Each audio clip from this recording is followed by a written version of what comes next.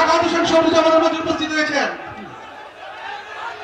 আমাদের মাঝে উপস্থিত হয়েছে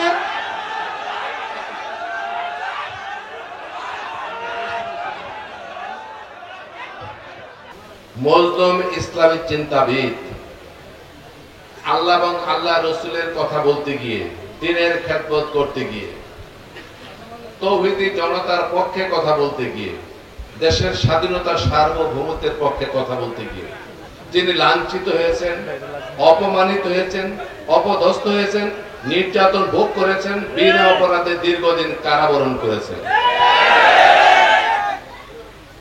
তবে একটি কথা আছে,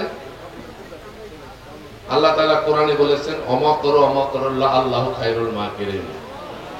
আল্লাহ বলছেন তোমরা যতই ষড়যন্ত্র করো, যতই চক্রান্ত করো, আমার চেয়ে বড় কৌশলী তোমরা কেউ না।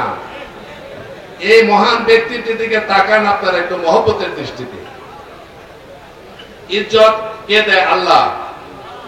ইজ্জত কেড়ে নেয় কে? আল্লাহ। অত ইজ্জু মান তাশা অত জিল্লু মান তাশা বিয়াদিকাল খায়র ইন্নাকা আলা কুল্লি শাইইন কাদির। ওনাকে সম্মান দিয়েছে ওনার সৃষ্টিকর্তা আল্লাহ রাব্বুল আলামিন। আল্লাহ বলেছেন আমার মখলুকাতকে, আমার মানুষকে, আমি যাদেরকে জিন এবং ইনসান সৃষ্টি করেছি, কাকে কোন হালতে রাখবো, কখন কাকে কি সম্মান দিব, এর মালিক আমি আল্লাহ রাব্বুল আলামিন, আরশের মালিক। আমি তাকে সম্মান দেই, তুমি বান্দা তাকে বেইজ্জত করার কোনো অধিকার রাখো না। আর আমার সম্মান প্রাপ্ত ব্যক্তির যখন ইজ্জত নিয়ে তোমরা টানাটানি করো, তখন মনে হয় যেন আমার গায়ের চাদরটা তোমরা টান দিছো। এবং এই ফয়সালা আমি এই দুনিয়াতেও করব, আখিরাতে শেষ। মিথ্যা কথা বলে শেষ, মানুষকে বেইজ্জতি করে শেষ, জুলুম করে শেষ, লুটপাট করে শেষ, আলেম ওলামাদেরকে বেইজ্জত করে শেষ, তাদের কোনো বিচার হয় না। আর আমার নেতা, আপনাদের নেতা, ইসলামিক চিন্তাবিদ, বাংলাদেশের মানুষরা শুধু গোটা বিশ্ববাসী যার নাম শুনে, যার বয়ান শোনার জন্য দোকান খাড়া করে রাতের পর রাত, দিনের পরের দিন, কি সোশ্যাল মিডিয়ায় বলেন, কি টেলিভিশনে বলেন, কি প্রত্যক্ষ বলেন, মানুষ হাজার হাজার লাখ লাখ লোক উন্মুখ হয়ে বসে থাকে। মুরব্বীরা মুসল্লিরা কথা ঠিক কিনা বলেন?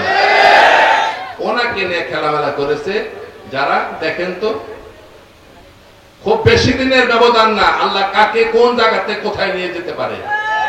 এই জন্য বলেছে গর্ব যদি করার থাকে, অহংকার করার থাকে, আল্লাহ বলেছেন সেটা করার একমাত্র এখতিয়ার আমার, আমি করতে পারি। কোন সৃষ্টিকুলের অহংকার করার কোন সুযোগ নাই। সমস্ত গর্ব, সমস্ত অহংকার আমি আল্লাহ রাব্বুল আলামিনের। যদি নাকি বৃক্ষ কেটে ফেলেন, বৃক্ষ যদি নিধন করে ফেলেন, বৃক্ষ যদি আপনি অযত্ন করেন, তার এলেম বিচরণ করা হবে না। এই বাংলাদেশের জমিনে আজকে প্রকৃত আলেমদের কোনো ইজ্জত নাই, সম্মান নাই। এই বেয়াদবি করেছে দিগাই আজকে আল্লাহ রহমত শান্তি আমাদের জমি থেকে চলে গেছে। আসুন এই জাতীয় লোকজনকে আমরা যদি পাই, সম্মান করি, ইজ্জত করি। কি কথা ঠিক কিনা বলেন? আমি আপনাদের এখানে আসছি কেন জানেন? আমি কালীগঞ্জ থেকে কাপাসে একটা প্রোগ্রাম করে 4 ঘন্টা যাবত এখানে বসে আছি শুধু হুজুরের সাথে দেখা করার জন্য। আপনারা আসছেন অনেকক্ষণ, আপনারা দোয়া করবেন আমার জন্য, আমি আপনাদের জন্য দোয়া করি। কিন্তু বাংলার জমিনে যেন এমন কোন আর শাসক না আসে, এমন কোন প্রশাসন প্রতিষ্ঠা না হয় যেখানে আল্লাহর দ্বীন এবং রাসূলের সুন্নাত নিয়ে যারা তৌহিদি জনতার পক্ষে কথা বলেন, আল্লাহ রসুলের কথা বলেন, কোরআন হাদিসের বয়ান করে আমাদেরকে মানুষের পথে মানুষ আনার জন্য চেষ্টা করেন, সেই ধরনের শক্তির উপর যাতে আঘাত না হয়, এমন কোন শক্তি যেন না হয়, এই জন্য আপনারা দোয়া করবেন। ফাইন্নামাল উসরি ইউসরা, আল্লাহ বলেছেন যে দুঃখের পরে স্বস্তি।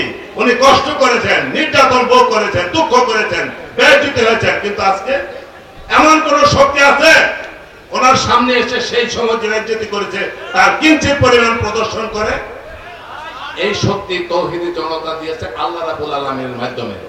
আমি দোয়া করি আপনি আমাদের এখানে আসতেন, আমাদের জন্য দোয়া করবেন। আপনার পাশে তৌহিদি জনতা আছে, আমরা আছি, আপনারাও আছেন। হাত তুলে দেখেন আছেন কিনা, হাত তুলেন। নারায়ে তাকবীর, নারায়ে তাকবীর। আসসালামু আলাইকুম ওয়া রাহমাতুল্লাহি ওয়া বারাকাতুহু।